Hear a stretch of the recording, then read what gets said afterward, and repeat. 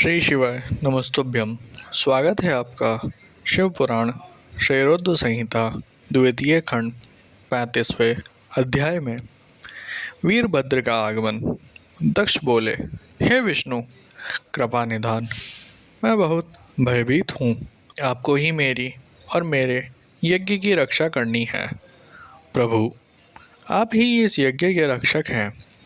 आप साक्षात यज्ञ स्वरूप हैं। आप हम सब पर अपनी कृपा दृष्टि बनाइए। हम सब आपकी शरण में आए हैं। प्रभु, हमारी रक्षा करें ताकि यज्ञ का विनाश न हो। ब्रह्मा जी कहते हैं, हे मुनि नारद। इस प्रकार जब दक्ष ने भगवान विष्णु के चरणों में गिरकर उनसे प्रार्थना की, उस समय दक्ष का मन भय से बहुत अधिक व्याकुल था। तब श्री हरि ने दक्ष को उठाकर अपने मन में करुणा निधान भगवान शिव का स्मरण किया और शिव तत्व के ज्ञाता श्री हरि दक्ष को समझाते हुए बोले, दक्ष, तुम्हें तत्व का ज्ञान नहीं है, इसलिए तुमने सबके अधिपति भगवान शंकर की अवहेलना की है। भगवान की स्तुति के बिना कोई भी कार्य सफल नहीं हो सकता।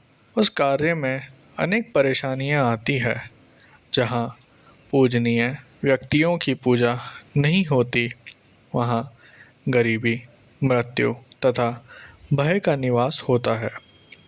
इसलिए तुम्हें भगवान शिव का सम्मान करना चाहिए, परंतु तुमने महादेव का सम्मान और आदर सत्कार नहीं किया, अपितु तुमने उनका घोर अपमान किया है। इसी के कारण तुम्हारे ऊपर घोर संकट के बादल मंडरा रहे हैं। मैं तुम पर छाए इस संकट से तुम्हें उभारने में पूर्णतः असमर्थ हूँ।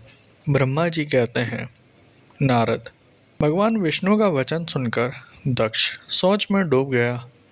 उसके चेहरे का रंग उड़ गया और वह घोर चिंता में पड़ गए।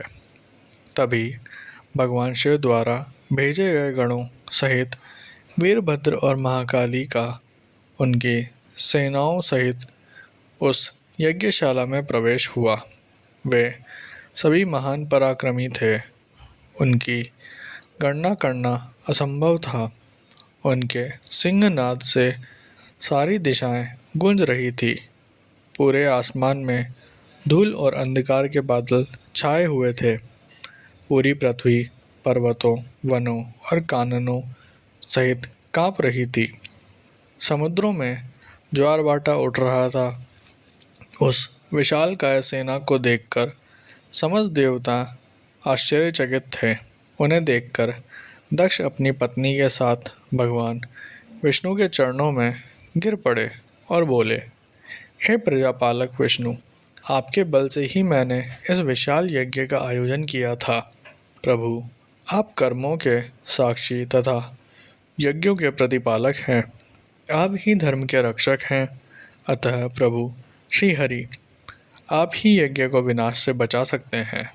इस प्रकार दक्ष की विनती पूर्ण बातों को सुनकर श्री हरि उन्हें समझाते हुए बोले, दक्ष, निश्चय ही मुझे इस यज्ञ की रक्षा करनी चाहिए, परंतु देवताओं के क्षेत्र नैमिषारण्य की उस घटना का स्मरण करो।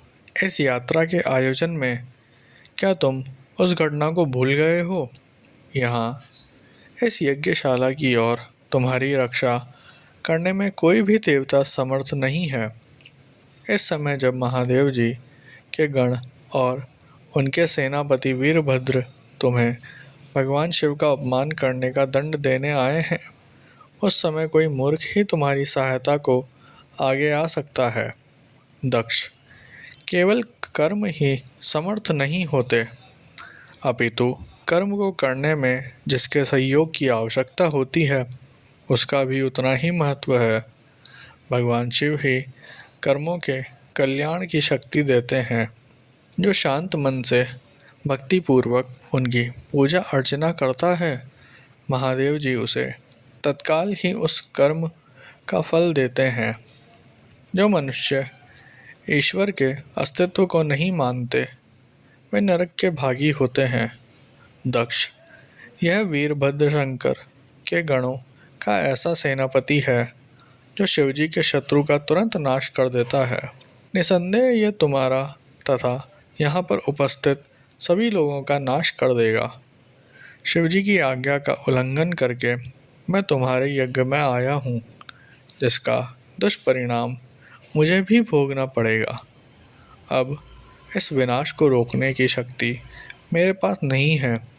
यदि हम यहाँ से भागकर स्वर्ग, पाताल और पृथ्वी कहीं भी छिप जाएं, तो भी वीरभद्र के शस्त्र हमें ढूंढ लेंगे। शिवजी के सभी गण बहुत शक्तिशाली हैं। विष्णु जी ये कह ही रहे थे कि वीरभद्र अपनी अजय सेना के साथ यज्ञ मंडप में आ पहुंचा।